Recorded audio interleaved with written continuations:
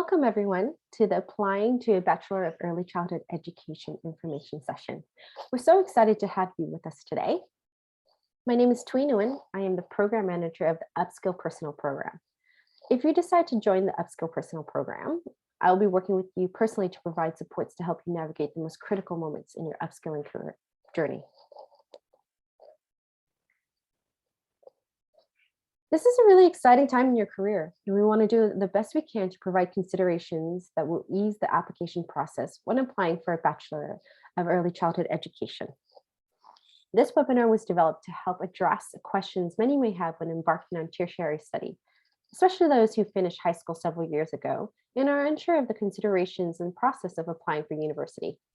Though we cannot include all consideration points, we believe these are the big ones. I would like to begin with an acknowledgement and welcome to country. I begin today by acknowledging the traditional custodians of the land on which we meet. I myself am on the land of the Wurundjeri people of the Kulin Nation and pay my respects to their elders past, present, and emerging. I also extend that respect to Aboriginal and Torres Strait Islander peoples here with us today.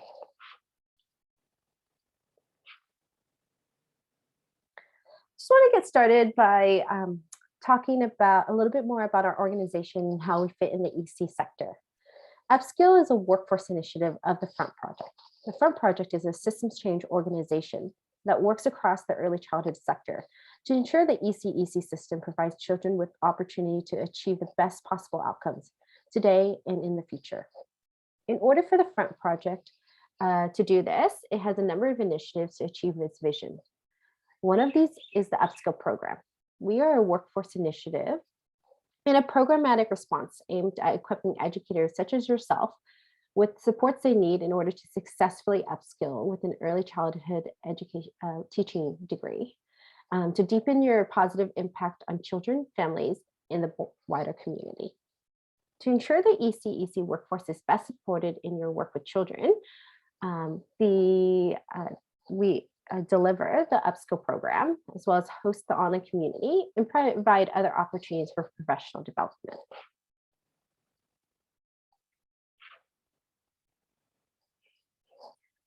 The Upskill program has been designed specifically for early childhood educators who want to take the next step in their career undertaking a Bachelor of Early Childhood Education.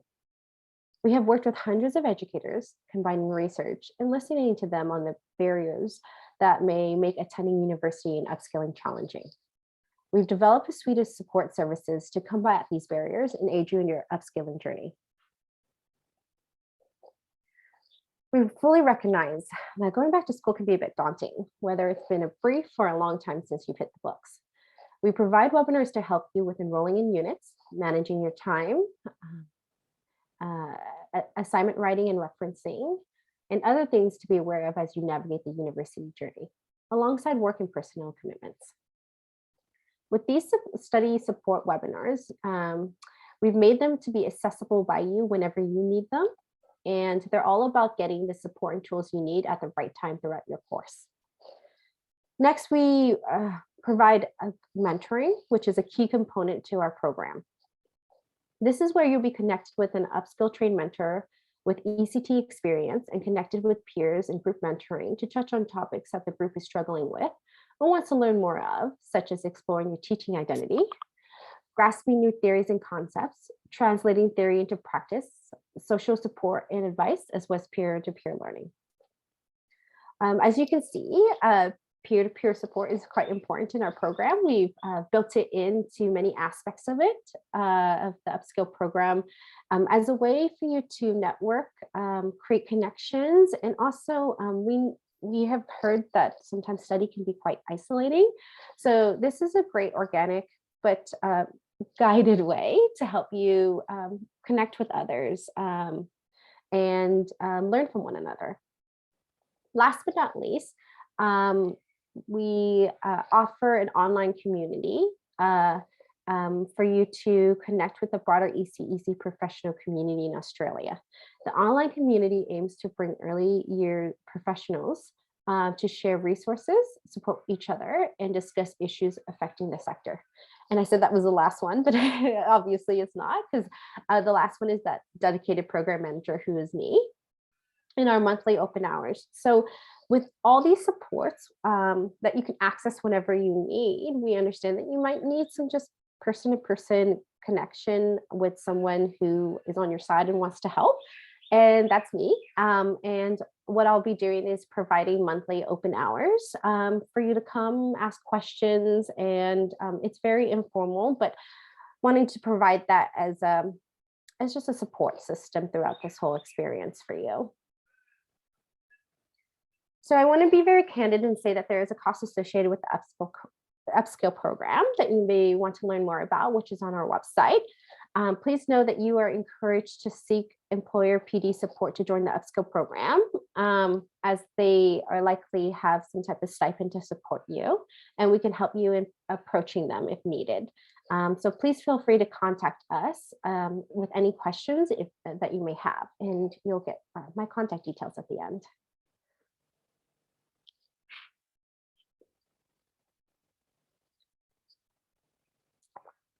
So after working and speaking with many educators in the journey to apply and study, we want to spend some time unpacking and speaking through the application and enrollment pathways. There are distinct differences and various considerations and actions in each stage. So apologies if some of these details aren't new to you, but we wanted to touch base on them as many may find value in naming these stages. So you're currently in the application stage, and that, of course, the focus of the webinar. And for those who join and become Upskill members, we do offer an enrollment webinar to follow up from this one. And so I'm going to point out the distinct differences between each stages. So applying for university means submitting an application and accepting a place in your course.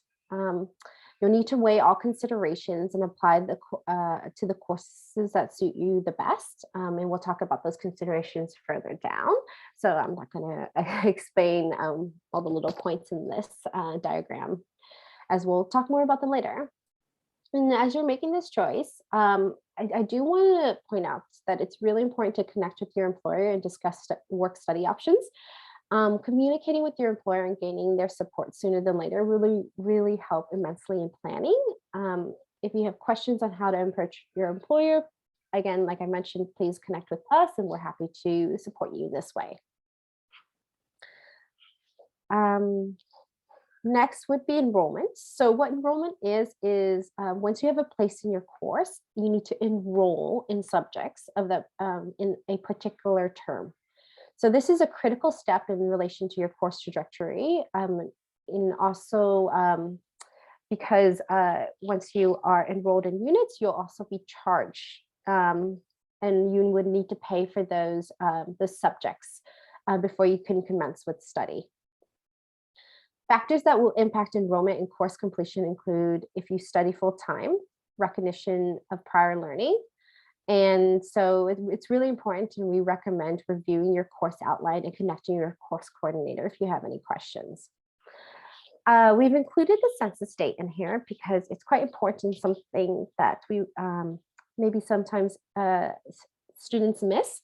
And we wanted to draw it out and say that the census is important because it's the last date you can withdraw and get a refund for the fees that you paid. So typically you can withdraw after the census date, but you won't get a refund on the fees you paid for your subjects. And that's quite important because everyone wants to make sure that they get their money back. And then the last stage, of course, but not the last stage in this diagram, but not the last stage in your study experience, because you'll start studying and commencing your studies. And in this stage, you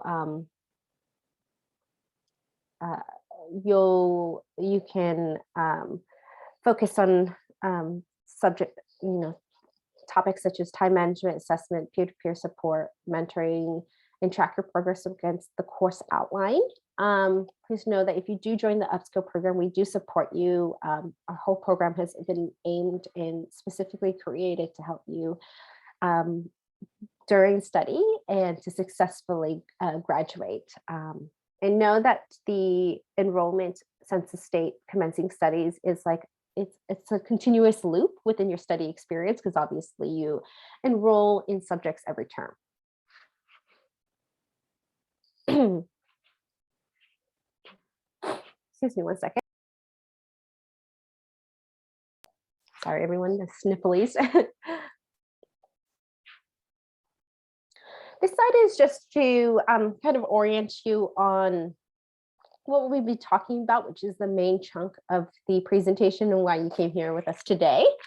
We'll discuss what entry criteria requirements are and how it's important to look out for them, course considerations, the cost of courses, and thinking through how to pay for uni, grants and government scholarships and provider support, as well as closing remarks.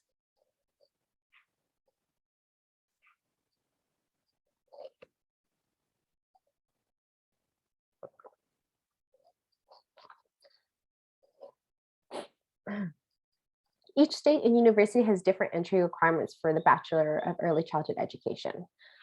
Really make sure you look at what those requirements are and prepare for how long it might take you from application to enrollment, and plan accordingly. So I think there's an opportunity to maybe make a misstep and not to prepare for how long it might take to do these prerequisites. And so the better you plan, the sooner you can join your course, and then the sooner you can start commencing studies and look forward towards an anticipated graduation date. In order for your application to be successful at a university, you'll need to check their course site and review the prerequisites. You'll also need to accomplish this criteria before applying, and in some cases before the course begins. So we've mentioned that some states have their own prerequisites, and we've given an example here, which is Queensland. And they require those who are entering and joining a Bachelor of Early Childhood Education to have completed year 12 maths and science. So you'll need to provide evidence of that. Some of you will need to fill out the AITSL and achieve a satisfactory score to be eligible for the course as well. And then we've just thrown this in, it's a given, but just make sure you're working with children is current.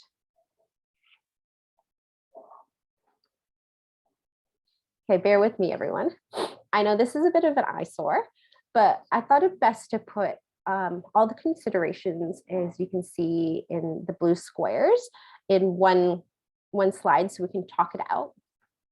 And then in the questions that may come up in your mind that will help bring awareness to what you need as an individual so that you can pick the right course for you.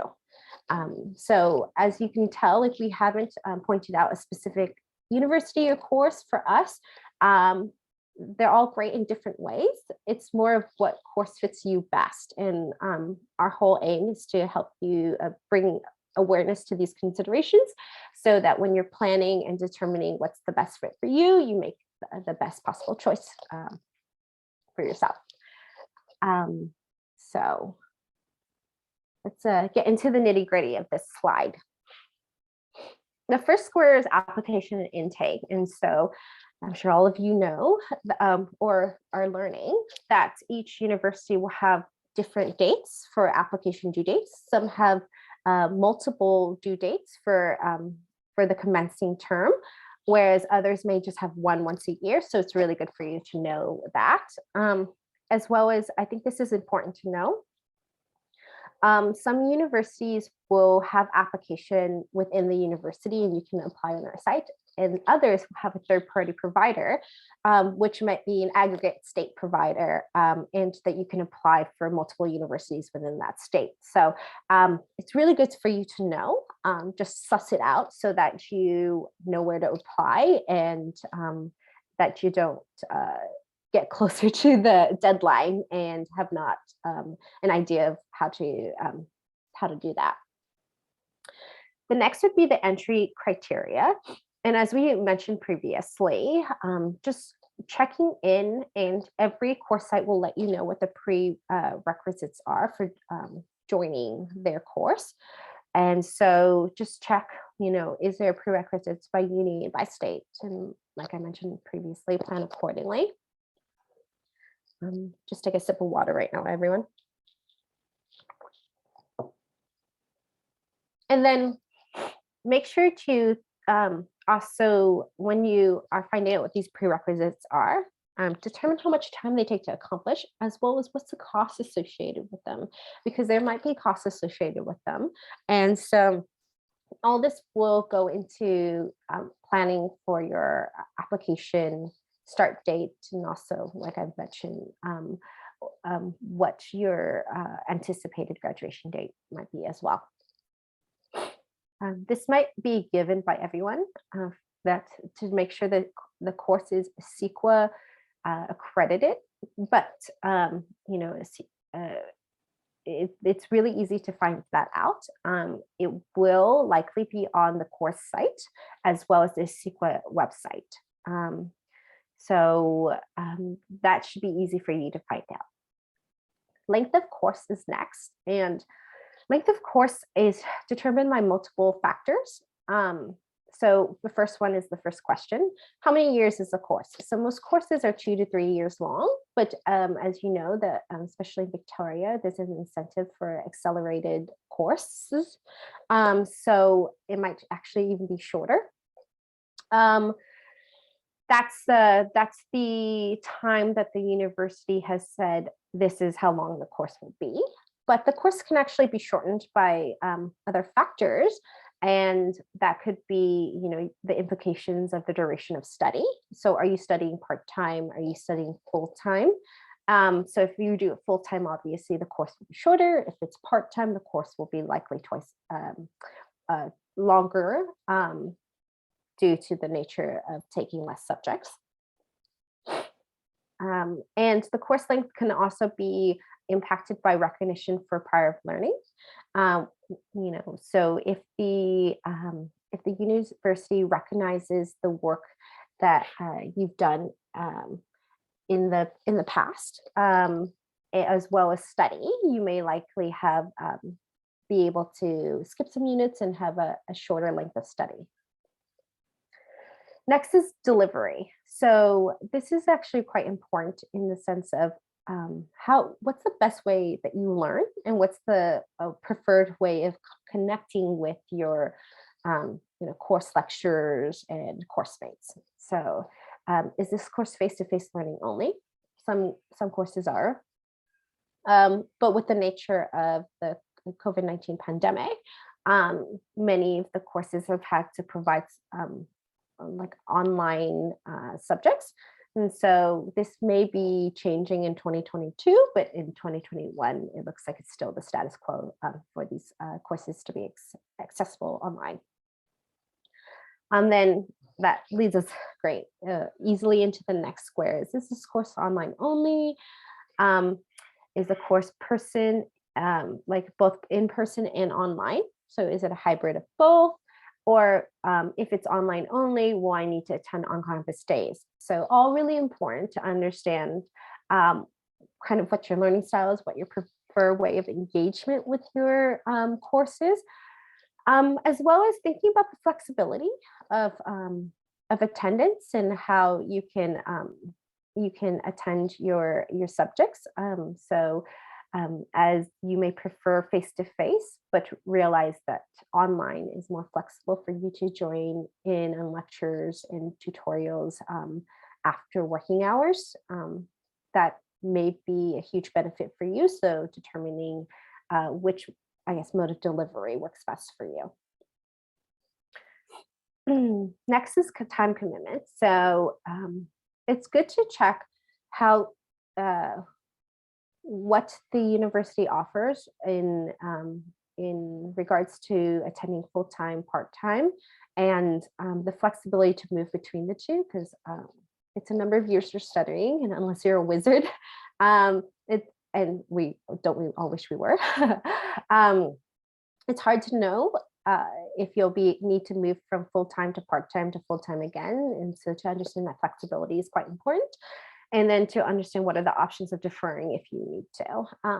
That might be too far in advance for some of you, But I think it's just our job to let you know that it's a good thing to think about when you're thinking about the time commitment consideration. And then we move into recognition for prior learning.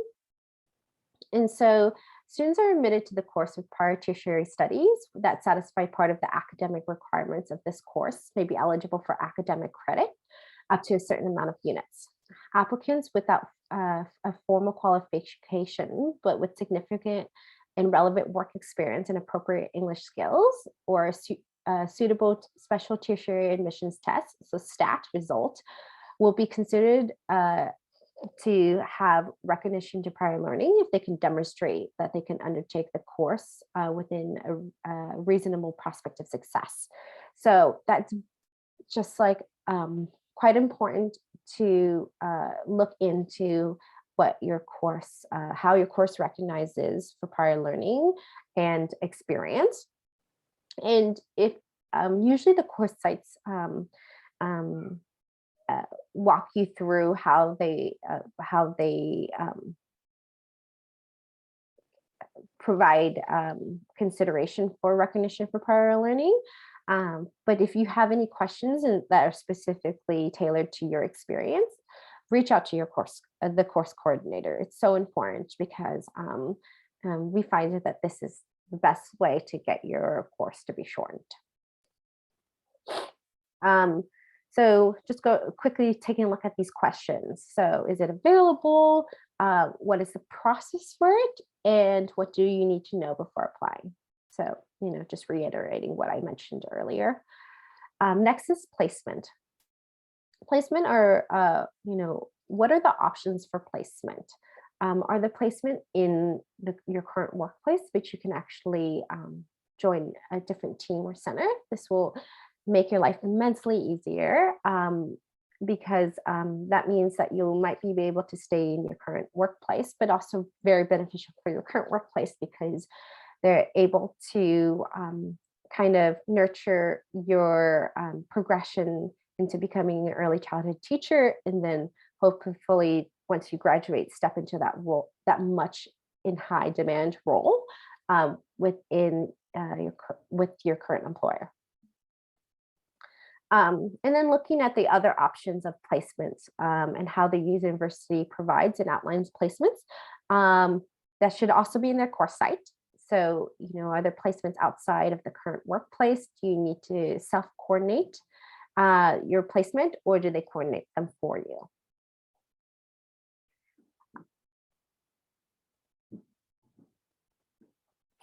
Lastly, we know that the cost of attending university might be front of mind for many of you. So it's good to think through this consideration for working through the fees. So what is the cost per unit or cost per subject and cost per year? So it could vary year by year for you, right? If you study full-time one term and part-time next term, or full-time 1 year and part-time next year, the cost is different.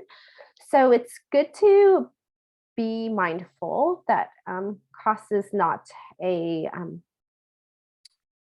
consistent thing. It could be quite dynamic depending on how many subjects you take. As well as we'll go into this more in the next slide, but thinking through, am I eligible for fee help loan? Am I eligible for a scholarship? Those are things that are important to think about. Is there study support from it's not in one of these questions, but it's quite important. Is there study support from your current employer and service? Because there are some that will likely want to invest in upskilling you in order to retain you and have you step into an ECT role when you graduate. So that's a lot at once. I'm going to take a second for you to kind of read and look at the slide and just digest it while I take a sip of water.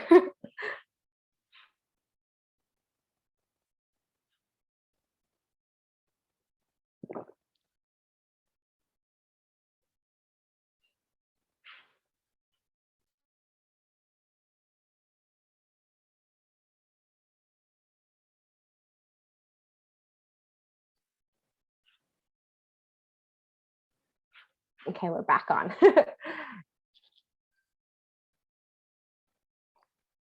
A big thing that you're probably looking to find out more about is how much is a degree going to cost you. Whilst this will vary per university and how much recognition of prior learning you receive, as well as what your mode of study is, so part-time or full-time, we can give you an indication of how it might cost, plus the financial support that may be available to support you with your course fee payment. So there are a couple things to note before we speak about the cost. So considerations that will help you get an understanding of some of the terminology used by universities. So first, there's what are Commonwealth supported places. So each university will offer a set amount of Commonwealth supported places per course. This means that a portion of the fees is subsidized by the government and you will not need to see the cost. So I have C in quotations, or you may have to pay it back. So that means that you won't see the cost and you don't have to pay it back. As there are a limited amount of number of Commonwealth supported places or CSPs, the sooner you apply, the more you'll be able to actually get one of the spots. And so there's, though there are quite a number of like places that have CSPs, it's like, it's quite in demand. So it's wise to seek those availabilities and apply for them as soon as possible.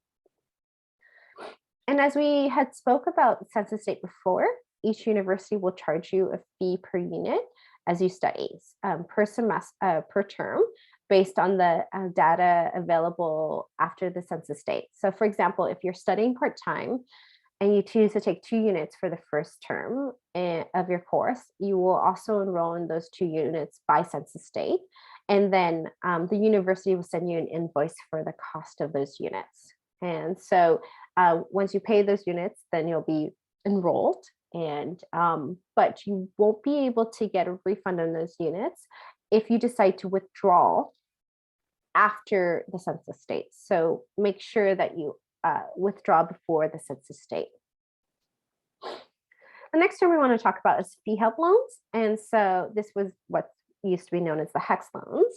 And it is what students will actually pay per year if they access the fee help loan, which and the course fees are covered by them. And what you do is repay them from a salary, from your salary once you are earning above a threshold, which is $48,000 per year.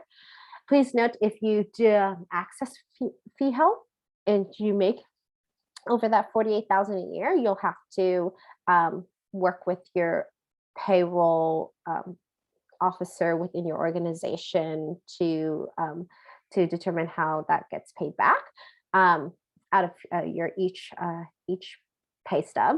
And then there is an eligibility requirement for fee help. So you must be an Australian citizen to access fee help.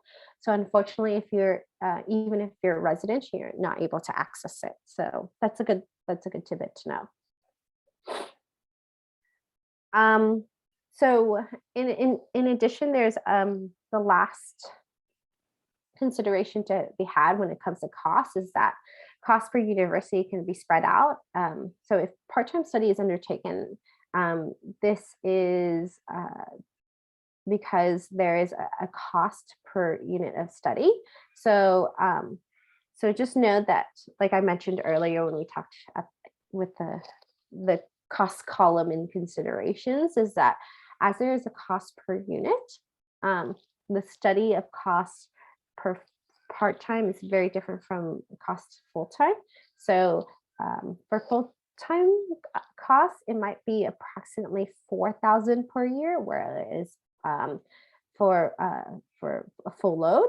Whereas if you're taking part-time, typically around 4 subjects per year, and that will likely be around $2,000 approximately. And this is the cost for domestic students. So unfortunately, it's not the cost for international students, and that might differ by university as well. So,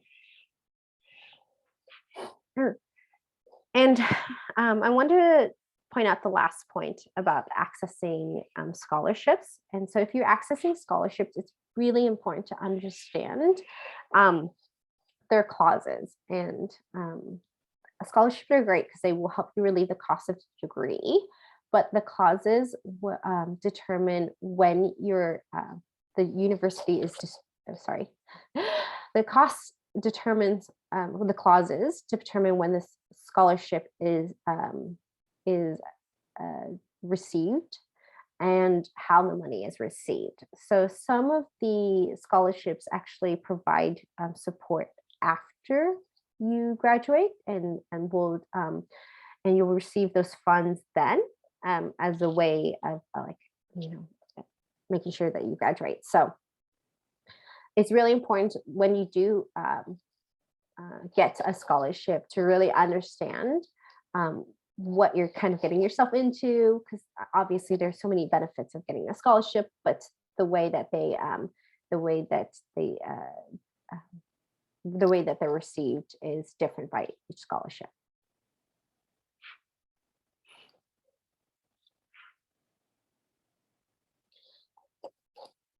Due to the high demand of ECTs and ECEC, there are many financial supports and incentives put in place to encourage upskilling to fulfill this workforce demand. So we really encourage you to look for these opportunities as you are applying for university, because sometimes the opportunities are connected with your employer. Sometimes they're connected with like a government grant, and sometimes they're connected with a specific course program. So that will all go into this consideration of what course fits you the best, because we all know that the cost probably trumps a lot of these considerations, because some considerations are preferences, but cost is something that that is an important consideration when determining what course you can attend.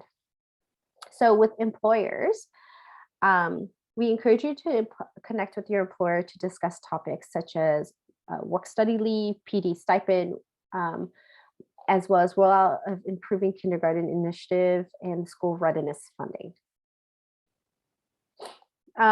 There's a link so that you'll get this presentation after the webinar, and so you can click on the school readiness funding link, but you can just also type it in and Google it, and you'll be able to find it very quickly. So in addition to what employers are incentivized to helping their staff upskill, government provides scholarship to incentivize and support workforce upskilling. You can check out the VIC scholarships website or search for one in your state. Many of you have heard of the Early Childhood Accelerated Program in Victoria. Other states may be providing the same incentives to encourage educators to pursue a tertiary degree to become early childhood educators. So here are some of the examples. Sorry that it got cut off in the presentation, but like I said, we'll share the slides afterwards. And you can look into what are the potential scholarships by the state that you'll be studying and practicing in. Okay, and I should have mentioned this earlier, so I'm so sorry I didn't. But we have provided an applying for Bachelor of Early Childhood Education guide. So all this information, it's a lot. And so what we thought would be better to do is provide a guide that goes into more details on each consideration so that you can access and be aware of them at your whenever you need. So please know that you'll be able to access this guide and leverage it to make your decision on applying for university and what course fits your needs the best.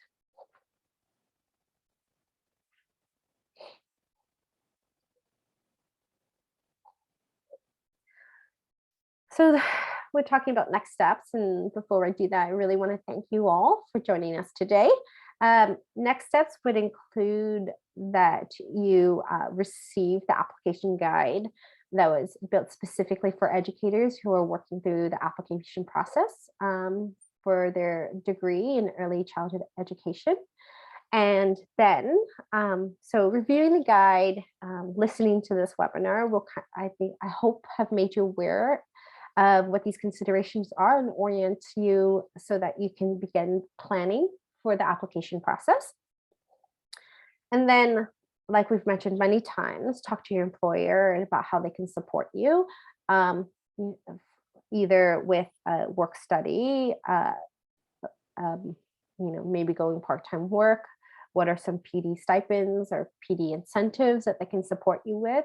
Again, the Upskill program has worked with other educators and supported them in having this conversation with their employers. So please let us know if you want us to have that conversation, and we will help you do so. And then once you've talked to your employer, apply for your course that fits your needs the best. And that takes the considerations we outlined today in course. And lastly, just socially for us, because I want to spend more time with you, apply for the Upskill program. And when I say apply, we don't have any restrictions on who joins, as long as you are studying a Bachelor's of Early Childhood Education to become ECT. We welcome all. We're a resource and support that can help you tap into, that you can tap into once you've accepted your place in your course, as a support to help you through this season of upskilling to successfully graduate from your degree and step into an ECT role. And that's all for us today. Thank you everyone for joining. Thank you for your patience as I take my sips of water. When you're presenting by yourself, you don't realize how much talking you do. So I really enjoyed this time with you today, and please feel free to contact me if you need. I realize my email isn't in this presentation, but it is in the guide. So again, my name is Thuy Nguyen, and you'll be able to contact me because my name will be all over the application guide. Have a good day, and yeah, I'll see you soon.